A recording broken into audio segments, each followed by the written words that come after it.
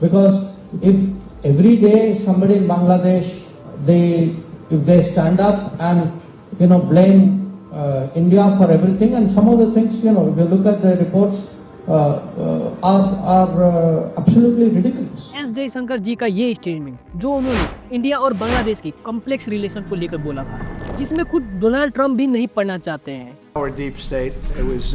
This is something that the Prime Minister has been working on for a long time and has been worked on for hundreds of years, frankly. I've been reading about it. But I will leave Bangladesh to the Prime Minister.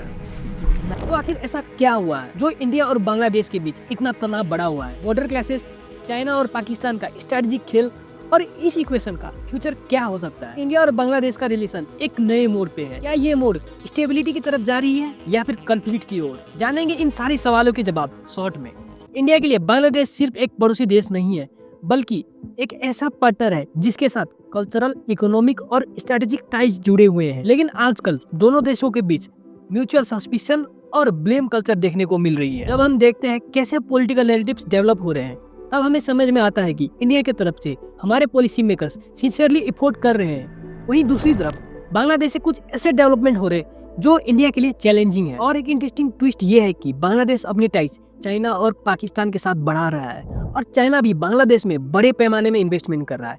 इस topic पे हम video में आगे में detail में बात करेंगे। लेकिन रिसेंटली 28 फरवरी को इंडो बांग्ला बॉर्डर पे एक वायलेंट क्लैश हुआ जिसमें 3 BFS जवान घायल हुए। रिपोर्ट्स के मुताबिक ये स्मगलर्स थे जो कैटल और ड्रग लेके बॉर्डर क्रॉस करना चाह रहे थे, लेकिन जब जवान ने इनको रोकना चाहा तब उन्होंने इन पे पत्थरों से हमला किया। ये एक आइसोलेटेड केस नहीं है। हर साल 4000 किलोमीटर से भी ज्यादा बॉर्डर पे ऐसे 100 से भी ज्यादा क्लासेस देखने को मिलता है। इलीगल माइग्रेशन, ह्यूमन ट्रैफिकिंग और स्मगलिंग, ये सारे चैलेंजेस इंडिया के लिए सालों से एक सरदर्द बना हुआ है। और जब ऐसा होता है तो पब्लिक में एंगर फैलता है और लोग कहते हैं बांग्लादेश ऐसे इलीगल स्मगलर और माइग्रेंट्स को क्यों नहीं रोकता। ये इंसिडेंट न सिर्फ बॉर्डर पे होने वाले इलीगल एक्टिविटीज और स्मगलिंग को हाईलाइट करते हैं, बल्कि नेशनल प्राइड और सोवेनिटी को भी चैलेंज करते हैं। और इसी सर्कमस्टेंसेस में पॉलिटिकल लीडर और मीडिया अपने अपने नैरेटिव सेट करने लगते हैं जो आगे चल के दोनों देशों की हार्मनी को ब्रेक कर सकता है। इंडिया ने 2025 के बजट में 120 करोड़ एलोकेट किया है बांग्लादेश को,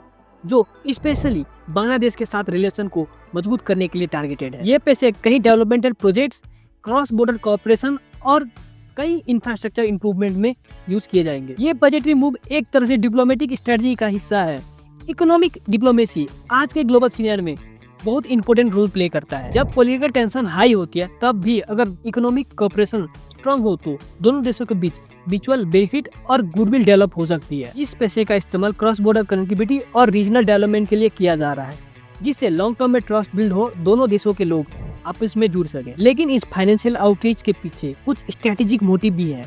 वो ये है कि बांग्लादेश में चाइना और पाकिस्तान के बढ़ते हुए इन्फ्लुएंस को काउंटर बैलेंस किया जा सके। बांग्लादेश की डोमेस्टिक पॉलिसी और उनके एक्सटर्नल एलाइज भी इंडिया बांग्लादेश रिलेशन को नए मोड़ पे ले जा रहे हैं। बांग्लादेश के ऑफिशियल्स का कहना है कि उनके इंटरनल इशू जैसे माइनॉरिटी ट्रीटमेंट और इंटरनल गवर्नमेंट्स वो सब उनके अपने मामले हैं और उन्हें एक्सटर्नल इन्फ्लुएंस से अलग रखा जाना चाहिए। लेकिन ग्लोबल लीडर्स ने भी बांग्लादेश के माइनॉरिटी हिंदूज और टेम्पल पे हो रहे अटैक को क्रिटिसाइज किया, क्योंकि ये ग्लोबल हिंदू सेंटीमेंट को हर्ट करता है। अब बांग्लादेश के गवर्नमेंट के कुछ डिसीजन ने इंडिया को कंसर्न कर दिया। पहला है पाकिस्तान के साथ बढ़ते हुए उनका दोस्त। 1971 में पाकिस्तान ने बांग्लादेश के लोगों पर अत्याचार किया था, तभी इंडिया ने बांग्लादेश को पाकिस्तान से इंडिपेंडेंस दिलाया था। लेकिन अब दोनों देशों का इकोनॉमिक टाई बढ़ रहा है और पाकिस्तान बांग्लादेश को लोन भी दे रहा है। दूसरी, चाइना की प्रेजेंस बांग्लादेश में एग्रेसिवली बढ़ रही है। इंफ्रास्ट्रक्चर से लेके इंडस्ट्रियल प्रोजेक्ट तक चाइना के फंडिंग और डिप्लोमेटिक आउटरीच हर जगह देखने को मिल रही है। ये बांग्लादेश के लिए इकोनॉमिक बेनिफिट तो ला रहा है, लेकिन स्ट्रेटेजिक लेवल पे इंडिया के लिए चैलेंज भी बढ़ा रहा है। क्या बांग्लादेश धीरे धीरे चाइना का डेट ट्रैप डिप्लोमेसी में तो नहीं फंस रहा है? ये शिफ्टिंग अलायंसेस ना सिर्फ जियोपॉलिटिकल लेवल पे बल्कि ग्राउंड लेवल पे भी असर डालता है। लोगों के परसेप्शंस, मीडिया नैरेटिव्स और पॉलिटिकल डिबेट, इन सभी चीजों में एक नया प्रोमिनेंट रोल प्ले करता है। बांग्लादेश की फॉरेन पॉलिसी आज एक टर्निंग पॉइंट पे है। क्या इंडिया के साथ अपने हिस्टोरिकल टाइज को स्ट्रॉन्ग करेगा या फिर चाइना और पाकिस्तान के साथ नया इक्वेशन बनाएगा या फिर कम्प्लीटली इंडिपेंडेंट पाथ चूज करेगा? ये डिसीजन ना सिर्फ बांग्लादेश की सरकार की है बल्कि जियो पॉलिटिक्स का भी है। और ऐसे इन्फॉर्मेटिव कंटेंट्स के लिए हमारे चैनल और ऐप को एक्सप्लोर करें। मिलते हैं अगले वीडियो में।